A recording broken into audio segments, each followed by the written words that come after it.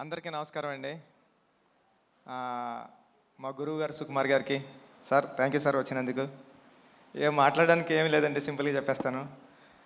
April 30ని రానందుకు క్షమించండి, June 4న వస్తున్నందుకు ఆశీర్వదించండి. Thank you so much. Peddi చాలా కమర్షియల్గా ఎమోషనల్ రైడ్ సతీష్ గారు చెప్పినట్టు మీ అందరి హృదయాలకి చాలా దగ్గరగా ఉంటాడు పెద్దిగాడు. పెద్దిగాడిని హృదయంలో తీసేయడం అంత ఈజీ కాదు.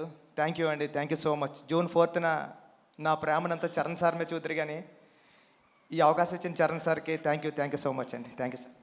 బుచ్చిబాబు గారు, మీరు చూడ్డానికి ఇంత సైలెంట్గా ఉంటారు, కానీ సెట్స్లో ఇంత మంచి యాక్టర్స్ని, ఇంత పెద్ద యాక్టర్స్ని పెట్టుకొని ఎలా డీల్ చేయగలుగుతున్నారు? ఎలా ఉంటారు? ఎలా మేనేజ్ చేయగలుగుతున్నారు? ఈ టెన్షన్ అండి, అంతే, ఇంకేముంటుంది, మామూలు చేసుకుంటాం. బేసిక్గా ఆన్ సెట్స్లో కూడా వర్క్ చేసేటప్పుడు ఇలానే ఉంటారా మీరు? ఇక్కడ అంతేండి, అక్కడ అంతేండి. సుకుమార్ గారిని అడగాలి సార్, ఇలానే ఉంటారా ఆయన సెట్స్లో కూడా, వర్క్ చేసేటప్పుడు కూడా ఇంతే వినయంగా? మైక్ మైక్ సార్ అలాగే చెప్పండి, ఇలాగ ఉంటానండి. సెట్స్లో ఇంకా వినంగా ఉంటాడు, కానీ విశ్వరూపం కూడా ఉంటుంది. బికాజ్ ఒక డైరెక్టర్కి అంత కమాండ్ ఉంటే కానీ చేయలేరు కదా. So there are 2 sides. So డైరెక్టర్గా ఉన్నప్పుడు విశ్వరూపం ఉంటుంది, మళ్ళీ షార్ట్ అయిపోతే ఇలాగే ఉంటాడు. కనిపించని 4వ సింహం 2వ సింహం లాగా సెట్స్లో వేరే బుచ్చిబాబు గారు కనిపిస్తారనమాట.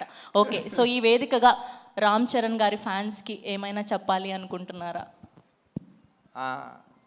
చరణ్ సార్ని దీంట్లో పెద్ద క్యారెక్టర్లో చరణ్ సార్ని మర్చిపోవడం అంత ఈజీ కదండి. చాలా అంటే చాలా మీరు ఇష్టపడిపోతారు పెద్ద క్యారెక్టర్ని. థ్యాంక్ యూ అండి, థ్యాంక్ యూ సో మచ్.